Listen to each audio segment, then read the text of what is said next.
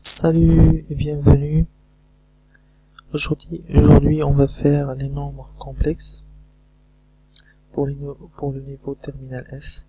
Donc, dans cette vidéo, on va faire juste la partie théorème d'un nombre complexe et vocabulaire d'un nombre complexe. Donc, le vocabulaire de la partie non complexe.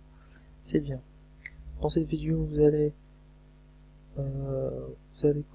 connaître c'est quoi un nombre complexe, donc les composants d'un nombre complexe et le vocabulaire d'un nombre complexe. C'est bien. Commençons.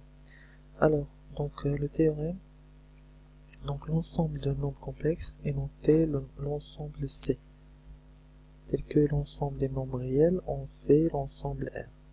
Pour les nombres complexes, on fait l'ensemble C. Donc, dans cet ensemble-là, contient tous les nombres complexes. Donc, un ensemble de nombres complexes. Le C, l'ensemble C, contient un élément I. Donc, dans cet ensemble, on va voir après que tous les nombres qui appartiennent à cet ensemble C contient un élément I. Tel que ce I-là, si on fait la puissance de I, on va avoir -1. C est muni d'une addition et d'une multiplication ayant les mêmes propriétés que dans R. Donc, on fait l'addition et la multiplication des nombres complexes, c'est la même propriété que dans l'ensemble R. Tout nombre complexe Z, par exemple, on prend ici un nombre complexe Z, et ça s'écrit de la manière suivante. Donc, est égal à 1 plus IP. Donc ici on voit que A et B, donc A et B sont des nombres réels, et I le voilà, donc c'est I là, c'est ce élément là, tel que le I au carré est égal à -1. Donc cette écriture là est appelée la forme algébrique de Z. C'est bien. Maintenant on va passer au vocabulaire. Donc ici le vocabulaire, donc soit Z un ensemble complexe, on a dit déjà que un nombre complexe s'écrit de la forme A plus IP. Le A et B sont des nombres réels et le I c'est l'élément qui appartient à chaque nombre complexe. Le nombre réel A est appelé la partie réelle de Z. Je vais agrandir cette partie là. Donc le nombre 1, on retrouve ici donc le nombre 1 est la partie réelle de nombre Z. Donc T1 égale réel Z, donc la partie réelle de Z. Le nombre P, le voilà, est appelé la partie imaginaire de Z. Donc P est égal à IMZ, donc la partie imaginaire de Z. Et aussi on a une troisième, c'est que tout nombre complexe de la forme Z égale à PI, P tel que P est un réel, est appelé imaginaire pur. Donc on a trois.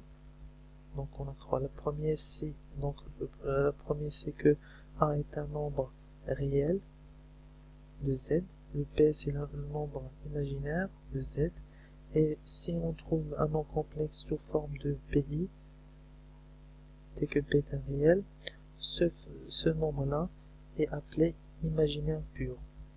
On va donner des exemples. Par exemple, on a ce nombre complexe, tel que Z, on va mettre, est égal à 3 plus 2i.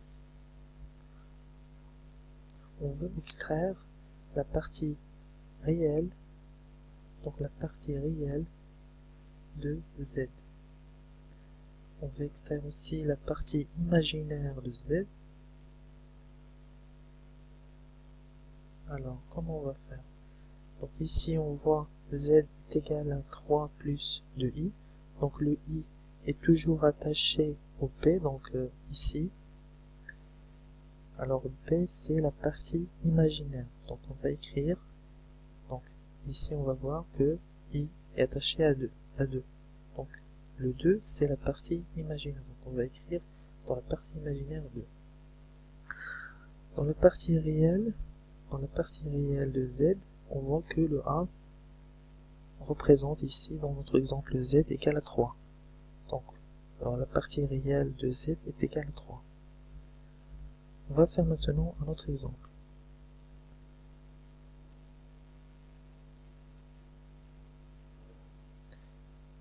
Y est égal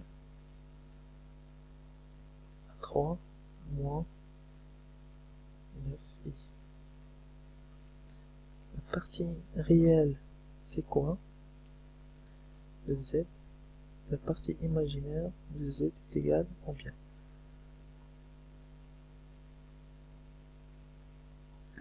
Donc ici, on va voir que i est taché à moins 9. Parce que, pourquoi on a dit moins 9? Pourquoi on n'a pas choisi 9? Parce que dans la forme de z est égal à 1 plus. Donc on doit, c'est comme si on a fait plus moins 9i. Donc c'est bien, maintenant, ça a la même forme, que z égale a plus ip. Donc moins 9, la voilà. Donc c'est le nombre qui est attaché à i, donc c'est la partie imaginaire. Donc on va faire moins 9. Et dans la partie réelle, on va trouver 3. C'est bien. Donc on a trouvé la partie réelle de y, non, comme faute ici, c'est pas z, c'est y. Pardon. Ok. Donc c'est y. Donc la partie réelle de y est égale à 3. La partie imaginaire de y est égale à moins 9. C'est bien. Dans le troisième cas, si on a x est égal à moins 3i. Donc ici, on voit que ce nombre x est appelé imaginaire pur. Pourquoi? Parce que on a le nombre b, le nombre z, le nombre x, ça écrit moins 3i. Donc c'est la même forme que bi, tel que b ici représente moins 3. Donc ce nombre-là est imaginaire pur. Donc c'est x est un nombre complexe ou un nombre donc est un imaginaire pur.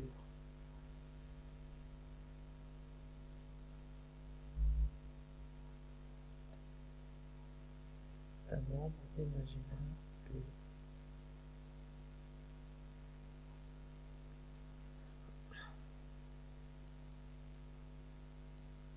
J'espère que vous avez bien compris cette partie-là. Dans la deuxième partie, on va faire la somme, l'addition et la multiplication des deux nombres complexes. Comment on fait pour calculer la somme de deux nombres complexes et la multiplication de deux nombres complexes. J'espère que vous avez bien aimé cette vidéo-là. Si vous avez des questions, vous pouvez les mettre dans la partie commentaires. Merci pour votre attention et à la prochaine fois.